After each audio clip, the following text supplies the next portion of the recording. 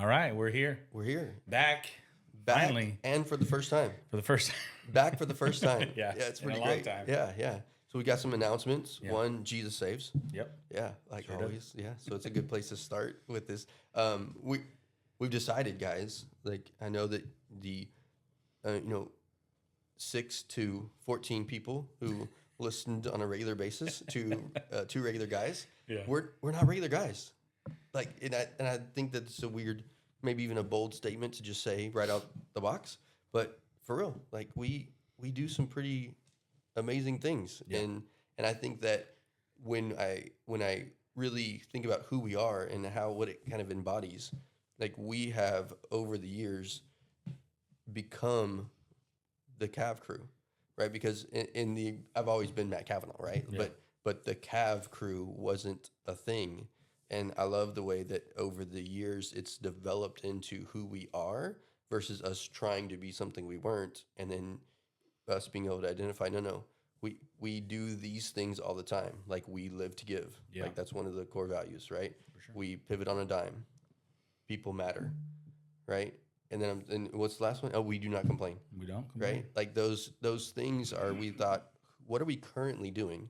And how so when we were talking about, like, if we're not going to keep calling ourselves two regular guys, Yeah. what do we call ourselves? The Cav Crew. The Cav Crew. Yeah, because that is who we are every single day. Yeah. So I think it helps for, all the different aspects of, one, if people want to find us, they don't have to go like, what do they call themselves? Right. Or the Cav Crew. Yeah. And What- And like that makes me think of like, what are we like after me joining with the team? It's like the Cav Crew. They're different because they do things like the golden rule, right? How do unto others how you want done unto you. So it makes me think of like, what's another business that you can think of like they're always doing it right? Like Santikos comes to mind, right? yeah, like absolutely. like- Why would you watch a movie anywhere else? yeah, like For real. they do so much for the community, for their employees, like just the way that I feel that we are, like we're here to help people Yeah. and love on them. And I think it's pretty neat that over the years we've transitioned from a mortgage company that was about mortgages to almost like a lifestyle of how can we be a part of the community? How can we be people who they know when you're dealing with them, they're going to steer you in the right direction. And it's not because we're better than anybody else simply because we're better, right? We're better because we follow and have a foundation that we don't get stirred easily. And so it's like, how do they pivot on a dime so easily? Because our rule is we do everything we can to the best of our ability and we leave the rest to God. And that's how we treat everybody and what we do. And so even when I'm frustrated with things, I can find a way to go like, wait, move me out of the way. And what would Jesus do in this situation? Like, Yeah. how can there be as much grace given? And I think about even recently, we had a client who, when I first heard the story, it was like, I was just thinking about it too. I was like, what in the world? Like, but once we're on the phone with them, I'm like, there's so much compassion because I've been broke. I've had bad credit. Like I've been through all those things before. Like just because they're where they are right now, they didn't decide today, right? There's a series of events and there's some life hurts. So if I can be somebody to show a little bit of grace and a little bit of compassion, and then at the end of it, it's so amazing how they almost always, when we have clients like that, like $1 million clients, happy. Middle of the road clients, happy. Super down and out clients will go, oh my gosh, thank you for like what the way that client was. Yeah. I was literally thinking about that right now too. Yeah. Well, and part of the path that the Kavanaugh Crew is on, trajectory or whatever you want to call it, right, is, and I want to give you some credit, right, you and Alicia, but I think of Robert, when our friend Robert, whenever it comes to like, I really like Robert is a big part of my faith journey. Yeah, my family's totally changed by God introducing him to my life, right? Yeah. And I know that ultimately, right, it's like, hey, all the glory to God, right? Amen. But he gives you talents, he gives you abilities, he imparts that into you, and so you're doing well with it. And even before I worked with you, I never had a doubt, right? Like I had never got a mortgage with you. I'm like, hey, he's the best. He's Right. but really because of your foundation, because of Sure. who you are as a person. I was even talking with one of our other friends the other day, and I'm like, we just like certain people align with like we have the similar foundation, we have the same beliefs, and our lives are on a similar path versus someone who doesn't have a foundation yet. Not to say that we shouldn't pour into them or we shouldn't maybe give them attention or try to, Absolutely. impart wisdom into them, but there's something like attracts like, right? And so Absolutely. and that was part of, the Kavanaugh crew before it was the Kavanaugh crew, when it was just Matt Kavanaugh, loan officer, NMLS number or whatever. Right. But I should know what it is. even then, it's a big part. Like Christ is a big part of all of our lives in the Kavanaugh crew, but then even in our team, like being where it's at now. Yeah, yeah, I agree. And we've brought some really dynamic, amazing people on, and it wasn't where we got together and said, "Hey, how are we going to build this team bigger?" In fact, we said the opposite, like we're not building the team. And then just Yeah. God kept bringing like, "What about this person? What about Yeah. this person?" It's like, okay, just like Andrew. Yeah. Hey, should we bring Andrew? Nope. And then everything changed when we said yes, right? Yeah. And so it's like that. There's just so much that we just stay grateful for all of it. And then I think a very big part of that, and maybe this is something for anybody watching to know, that just because they're amazing people doesn't mean you have to let them in, Yeah. because there's alignment that can get thrown off. And we've talked about this before, that I want to be a witness. Like I want my life to like when you look at me, what rests and comes out. What's the overflow? So I heard a pastor talk about it. Like when you normally look at a bottle of water, like that you haven't even broken the seal yet, and you look at it and you go like, it's full. Well, really, it's not. It's just full enough to sell, right? There's that little gap still. Like you can't really say something's full until it starts overflowing, right? And I think about like how I see my life like that. Like there's so many people around me and so much joy, and like I can't help but like overflow. Like I'm full. Yeah. And so then the overflow spills out, and like that's what I want people to notice. The other day, I was hanging out with a friend, and I wear different shirts. Like this one says "Love never fails." I got one that says "Hope Dealer," right? And he was like, "Hey, dealers aren't supposed to use their own product," and I was like, "That's what's different about this product. Like, Yeah. the only way to really push it is to live it. Like, if you want to really be somebody who sets an example for how to live a life like this, your ability to deal in hope should be the hope that's inside of you. You know what I mean? And Jesus." And then he's like, "Okay," it's like, but it's like all those things of just like, where do those words come from? Where does the compassion come from? Like I've been given this love, and I can't help but to just let it overflow. Like it's so beautiful. Yeah. But it starts with you, right? Sure. And I've shared this story several times with other friends, right? And where I think I've shared it with you, where it was like a interview of John Maxwell and his wife, and somebody asked her, "Hey, does John make you happy?" And remember that? And she's like, "No, he doesn't make me happy."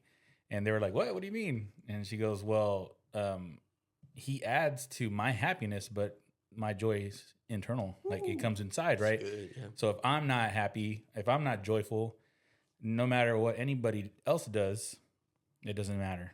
I can't seek externally for my joy." And I was like, so that's like what you just reminded me of. Yeah, it's so great. I mean, you think about like the things that then kids are learning from you too, and that's a big part of my life too, is being a father, right? You too, again, almost new father, right? 7 months, 7 almost months. He'll be let's 8 go, months, like let's in, go. I don't know, New dad. 10 days. And again, I think it's so funny when your kids told you, "Dad, you're already a dad." You're Yeah. like, "I'm gonna be a dad," right? Anyway, so Andrew's always living fun and stuff like that. So if we take in the idea of what kids are learning from us, and you let that be something that when you wake up, you're like, everything you do today, like it's gonna be an example to somebody, but especially to your kids. And so I see Abraham and Holly and different things. So for Father's Day, Alicia had them all like fill out like almost like Mad Libs, like where you just fill in the blank, right? And it's like for Holland, it was like, "What does Dad always say?" And her thing was, "Joy is an inside job."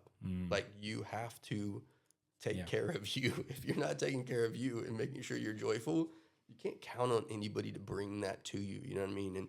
And you live that out all the time. And but even in the little, like Abraham, when he talks to the dogs, he's like, "Oh, hey, dog," like he says things like me. And if they're gonna say things in being cute with the dog, imagine what they're saying in their regular life, and then who else is around you. And so again, one of the core values is we do not complain, and I struggle probably with that more than anything else. Like to me, like giving away $10,000 is not nearly as difficult as not complaining for an entire day. Like I can't. It's like Lord, I need more money to give away because I can't do the not complaining thing, right? But I'm getting better at it. But if I'm a constant complainer, everyone picks that up around me. You know what I mean? And so if I can recognize the negativity, then shouldn't I put just as much effort into being the positivity in the room? You know? Mm-hmm.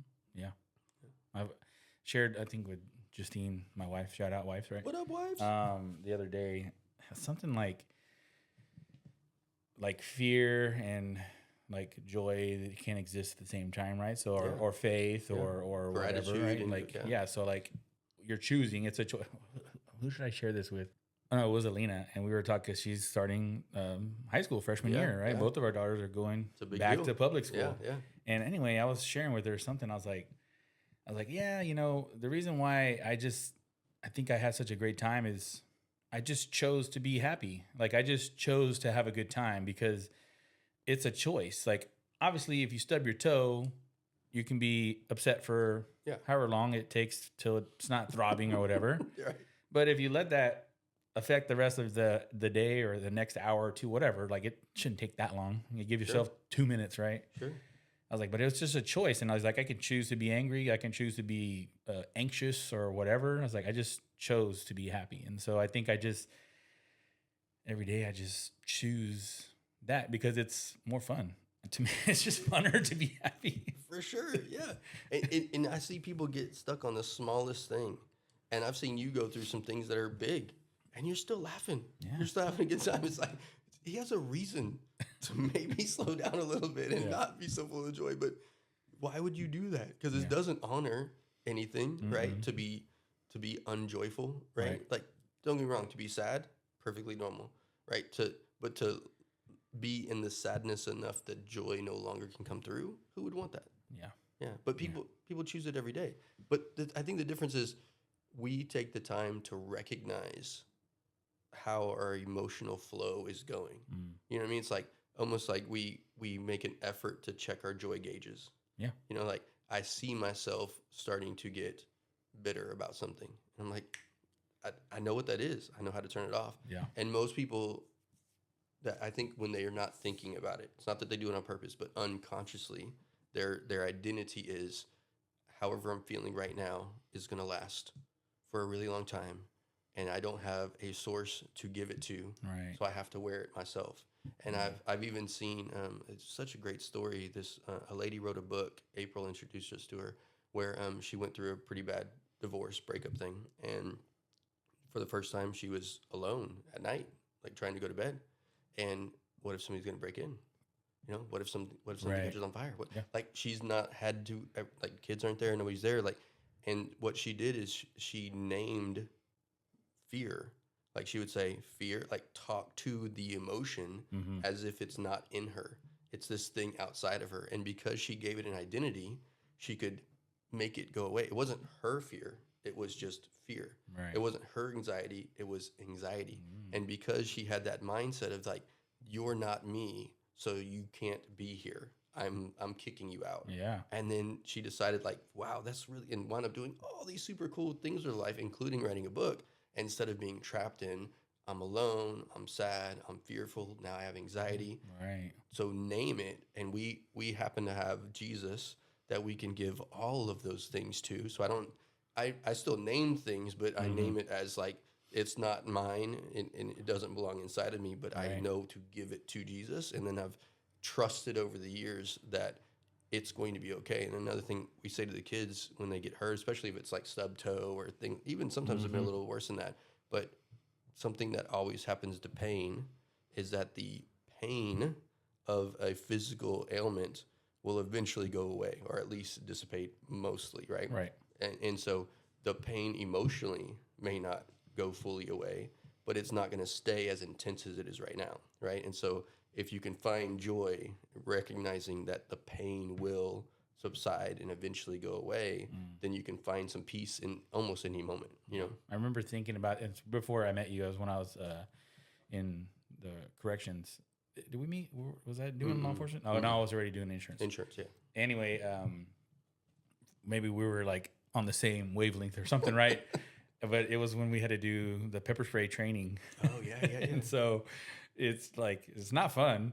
And like it lasts for, I don't even know. It varies. I think it just depends on however it works out. Yeah. But it lasted a decent amount of time, longer than I wanted it to. For sure. But in my mind, I was telling myself, hey, this is going to stop eventually. Like, it's not going to be here 6 hours from now. It reactivates. Besides the technical side, right? This is going to stop stinging my eyeballs. Yeah. Hopefully sooner than later, right? Like, it's going to be at some point in the future. So that's what I always like. You just made me think of that. Remind me of like your eyes don't sting right now. Right. Because of pepper spray. Exactly. But I think the cool thing about that is that if you'll recognize, do you want to get sprayed with pepper spray right now? Never. No. Why? Because it sucks. You know what it feels. You don't just know it sucks. You know it sucks, right? And so, but you can now the testimony of that to share a story like this, or to actually tell somebody, don't mess with pepper spray. Like if we can take even the pains, and we can go, I know it will go away, and not just for me, but the pain might not be a pepper spray, but the pain might be a stubbed toe. The pain might be what, like I know, and if you'll look at what experience I have in like the rest that is on my shoulders, like be a part of the rest, right? Be a part of peace versus the anxiety of, oh my gosh, this. And we hear about that a lot. Like, don't make long-term decisions for temporary problems, right? Like, I think about suicide, right? Like, most people I know who have committed suicide, it was because of something that they just knew would never, ever change. Like, I'll always be sad, I'll always be alone. Yeah. But it's one moment at a gas station pump, and you notice, like, a good friend. Like, I was at a convention, and this guy, his kid was wearing, like, a ramen shirt or something, and I noticed it, and I was like, hey, man, cool shirt. Or however the conversation started. And he's a Harris County sheriff's officer. Like, I have no business knowing this guy. Yeah. But now we're texting, and we become friends. Like, and I'm just thinking, like, for the people who have said goodbye because of a temporary thing, like, it's one moment across the table, and some kid has a little thing and then you get to be friends with their parents, and then life changes, and you got connections in Houston and all over the world. And it says, this life is so beautiful if we'll let it play out. Right. And there's no coincidences. Like, all the little things tying together. Like, I wear the red wrist bracelet, and it's because, man, I can't stop seeing Jesus through my entire life. Even when I was denying him and saying all kinds of wild things and using him for all kinds of bad purposes, right? He was still there through all of those things. It's wild. Yeah. That I was talking with someone the other day about. I mean, it's like releasing control, right? Like if you're a believer, right, then we have a Father in heaven who loves us more than you can't describe, right? Yeah. And I'm like, when you're trying to run your own life, like it's difficult. Yeah. Like and then that's when you maybe turn to that solution, right? That you might call it, right? But I don't know. I always turn to like a story, right? Like, hey, listen. Like, if you're someone's child, right? Did your parents love you? Maybe they did, maybe they didn't. Do you have children, right? But just use those examples like it's the instruction manual that we've talked about before, right? Like, there's a guide. Yes. There's a guide to help you here. Like, we help with mortgages. If you can try to do this all on your own and whatever, or you can use the guide like the Cav Crew, who collectively has a massive amount of knowledge between everyone on the team. Yeah. You can use the guide, and it'll be easier. It'll be smooth. Or you can just try to figure it out on your own. Yeah. Chat it. Yeah. Or even like real estate. People want to buy their own houses for the first time, right? Oh, I don't need the realtor. Like, it's why not? Yeah, Like, anyway, yeah, like yeah. it's like Christ, like it's free will. We choose to follow him. You can choose to ask for help. You can choose to be, I guess, just be helped, Yeah. or you can just choose to try to figure it out, and then you wonder why am I angry all the time? Why am I sad all the time? Yeah. Don't be. I think one of my favorite things is when people say, "What is that about? What is it about you and Andrew? Like, why are y'all always so joyful?" It's not me. Like, I know I'm making the decision, but I have this thing that I follow, and because of that, it allows me to understand the decision to choose joy, right? And it's like, so let's say you're weirded out by Christ or Christians or church, right? Okay, but you'll read like the Tao Te Ching or Buddhist stuff, or you'll like crystals and hey, well, somebody said my sign was this through like, okay, so if you're gonna believe in something, right? Well, how Yeah. about the most popular book ever that's changed so many people's lives? And let's say you don't get into the religious stuff, which I don't even like the religious stuff, but let's say you don't get into that, but then you find like, oh wait, this is a helpful book in general, right? Right. Not what it's intended for, but it can be used for that, right? In fact, I think every good idea comes from it, right? Anyway, so there's just so many things that you can learn from it. And my guess is that if you did it that way and you built a real relationship with the book, then you're going to find that, wait, this person is real and I'm talking to this spiritual thing, and Yeah. life is different now. And it's not just different because of the words in a book, like it's a John Maxwell, or the words in a book because it's who, not how, or something, right? It's Right. because there's a relationship. I could just read the same thing again, and something completely different came from it, and now my life is being impacted by it. You know what I mean? Mm. So I do have to say, though, there's a different power that comes from the words when you believe. So you can't really just use it as a self-help book, Right. because you won't quite understand it, because there's some things that aren't revealed until you believe. But let's say you're just sure that you're never going to believe. It doesn't mean that it's a bad book to read. Yeah. Yeah. Yeah. I mean, a lot of those people you mentioned, like Mel Robbins and John Maxwell, like got their ideas, or they're like the repeat knowledge, just saying it in different words. In different words. Yep. Yeah. Yeah. Yeah, absolutely. It's good. It's good. And I think that one way to, because we've been talking about a lot of the decisions that we've made and some things in our lives, right? But if you're watching this and you're going like, okay, how do I practically start putting that into my life? Maybe it's not so much like you have to start reading the Bible every day, right?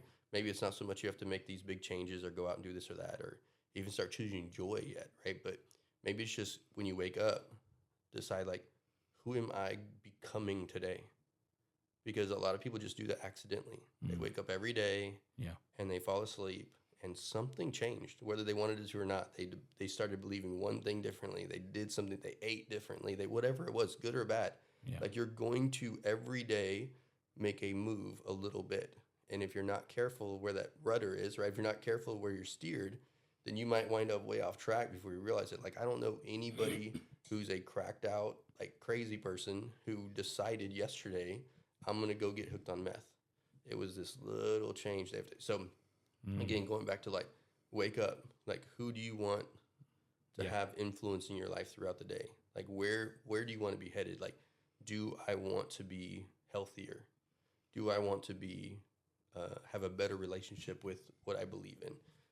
Do I want to be whatever it is, right? I've been doing this, and so I just wanted to be on one of the days. I just wanted to be more aware, and so I woke up and today I'm going to be more aware of my surroundings, and it made me all day long like pay attention to who's around me and what's happening, what I'm saying. Right? Today I'm going to be healthier.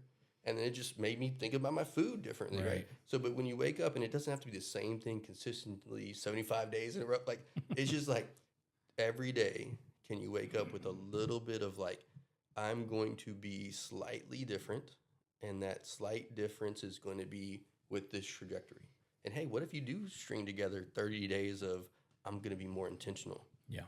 My guess is you're going to be a little more intentional, whether you really try hard to or not. Just thinking about it the first part of the day will help. So, yeah, somebody posted something. I forget who it was, but it was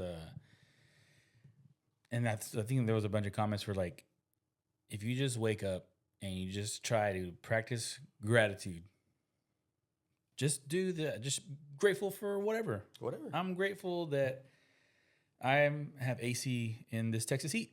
Yeah.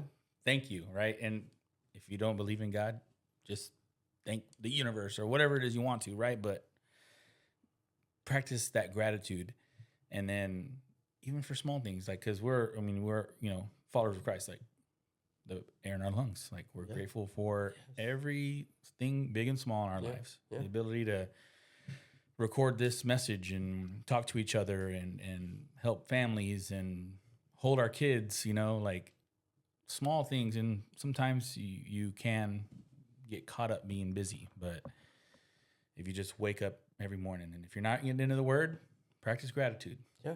Today I'm grateful that I have a job. Maybe it's not my favorite job, but it allows me to do some things that I like to do. I want to travel. Okay. I'm grateful for the ability to my vehicle. And, hey, I want a new car, but practice the gratitude. And I would just say, like, just watch your life like open up to that more joy in your life. Yeah. I think that's so good. And it makes me think, you're right, like gratitude. Thinking about the kids, like even this morning, going about my day, thinking about coming in and doing this. Mm-hmm. And Abraham, my youngest son, is just laying there. He's like on his phone, but he's like laying out on a couch basically. And so I was like, I can either keep walking or I can stop in the middle of all this stuff and just go lay next to him. Yeah. And so I just did. I just went over there and the cool thing is that I'm typically a little bit, even though I'm paying more attention to my intentionality, I'm usually like that. So he didn't go like, "What's going on, Dad?" It wasn't strange to him. He just let me lay there, and he kept watching, and he was like, "So what's happening?" And we had a little conversation, but it's like those moments of like stopping and being grateful, because there's some people who woke up this morning and they can't hug their kid anymore. Right. One, maybe the kid's too old now and doesn't want to be hugged. Yeah. Abraham's still 10, right? Like maybe like whatever, or just not there anymore. Like I've heard some super tragic stories over the years, right? And it's like, man, to just be grateful for Abraham in this moment while he's there on the couch versus, I wonder if, like, what's it on Office? It's like, what if we realized we were in the good old days? And I forget what the phrase is. He's like, I wish you knew you were in the good old days when you're actually in the good. Yeah.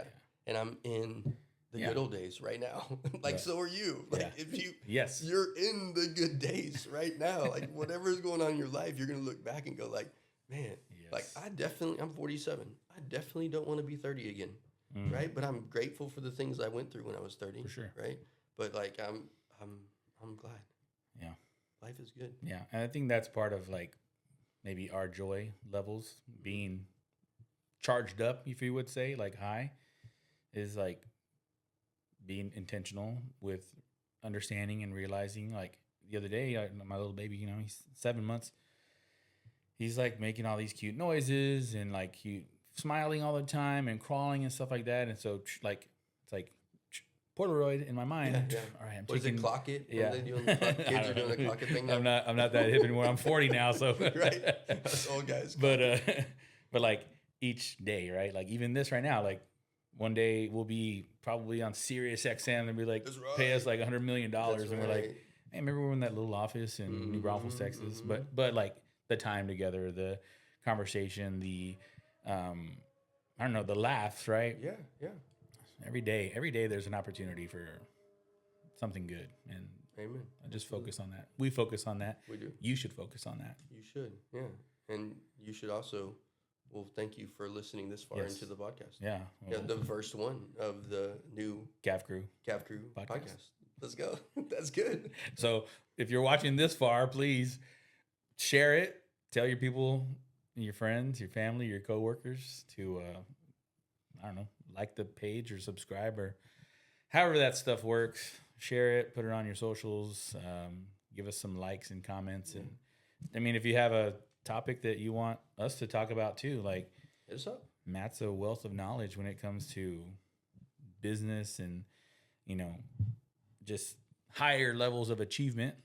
You know, I'm tooting the horn for you. Thank you. But I've actually got my first consulting gig. Come on I'm now. consulting on a company startup. So, but yeah, it's in all of that, like, and maybe we put this at the beginning too, but yeah, right now, and if you're not going to do it right now, at least tomorrow morning, say to yourself, who am I becoming? What am I going to do the rest of the day? Or what am I going to do when I wake up tomorrow morning? What's my intentionality going to be? I'm becoming this, healthier, more intentional, a better husband, a better father, decide to be something different. And then tell us how it feels. Tell us what it's like. Like, I'd made that decision and I noticed these 2 or 3 things. Yes. And make it a good thing. Yeah. Oh, yeah. Asterisk on that. Like, today I'm becoming an a-hole. Right. No, don't do that. Today I'm finally asking somebody other than my wife to dinner. Yeah. Don't do that. None of those things, yeah. So make it a positive Yes. intentionality for the day. Sure. Yeah. It's good. That's pretty good. Maybe we'll share. That's good. I'm going to have to incorporate that. Yeah. Talk to my family about that. Just seeing the kids. Who are we becoming today? Yeah. Tell the baby, who are you going to become? He's a crawler. Man, he's a monkey right now, man, all over us. That's good. Yeah. He loves you guys so much. Oh, all your kids do, man. You're such a good dad. You should have your own show. Being Ramones. Yeah. Yeah, if we had a reality show, it'd be a lot of, watching Criminal Minds. Right now, I'm into Criminal Minds. That's some wild stuff. I can't watch that stuff. Oh, That messes man. with my brain. Justine used to watch it when I worked in law enforcement, so I was working night shift. And I remember one day she, because we would communicate through email because, couldn't call all the time. Yeah. And she emailed me, I don't know, 10 or 11 at night. She's like, man, I'm scared. I'm watching. I was like, what are you doing? She's like, I'm watching Criminal Minds. I'm like, well, don't watch it. Put on some cartoons. Just name that thing. That's fear. Yeah. That's fear. Yeah. It doesn't belong here. Exactly. Yeah. Although, Criminal Minds has to do with could be real life type of situations. If you're inviting fear in, maybe you deserve some fear. Yeah. Rebuke that fear. Rebuke that those fear. That's right. videos and movies and all that stuff. Well. All right, guys. Thank you so much for hanging out with us. Yep. We'll see you. Peace.